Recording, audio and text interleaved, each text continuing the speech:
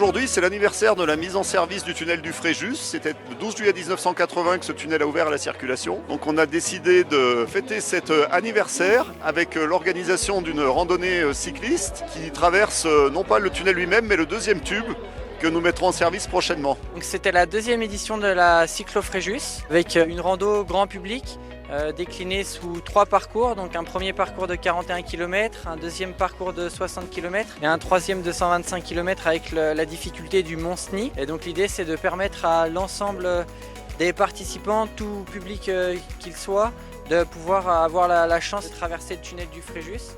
Et doublement la chance pour les participants sur le 41 et le 60 km puisque du coup ils ont pu le traverser sous la forme d'un aller-retour avec une boucle ensuite vers Ossois et le fort Marie-Christine. Sur les participants total, on était à 730 participants avec une représentation de 35% d'Italiens et 65% de participants français. L'année dernière, la première édition a eu lieu en France au départ de Modane. Cette année, c'est donc ici au départ de Bardonnecch. L'idée, c'est aussi de pérenniser l'événement pour aussi faire la promotion du tunnel tout en ayant quand même la chance et l'exclusivité de pouvoir traverser un tunnel, ce qui est l'une des seules épreuves au monde qui permet de faire ce type d'événement. Je l'avais fait l'année dernière, mais du coup là c'est un peu stressant, c'est la météo quoi. Le parcours on le maîtrise, la météo...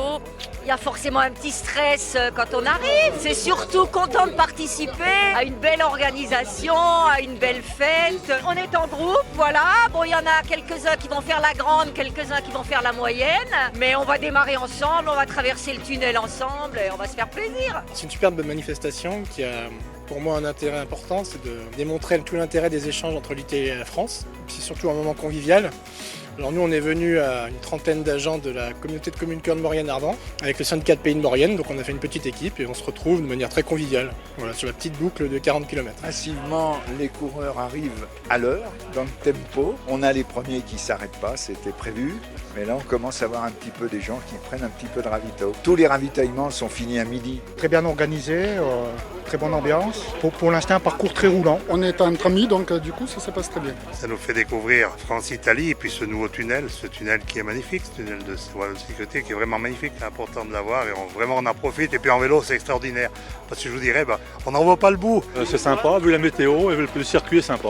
Ouais, il faut un minimum d'entraînement, il ne faut pas arriver là sans avoir fait de vélo, quoi. La première fois, on avait fait le circuit dans l'autre sens et là j'avoue que commencer par cette belle montée, c'est assez agréable, impeccable, on roule tranquillement et on profite de la jolie vue. Le ravitaillement est bien placé avec une superbe vue et c'est agréable, les gens sont gentils et joviales donc c'est sympa. I love you. C'était avant tout du plaisir, j'étais venu simplement pour faire la boucle parce que l'année dernière je l'avais fait dans l'autre sens et pour profiter un coup du tunnel. Bien sympa, je l'avais déjà fait l'année dernière, donc dans l'autre sens.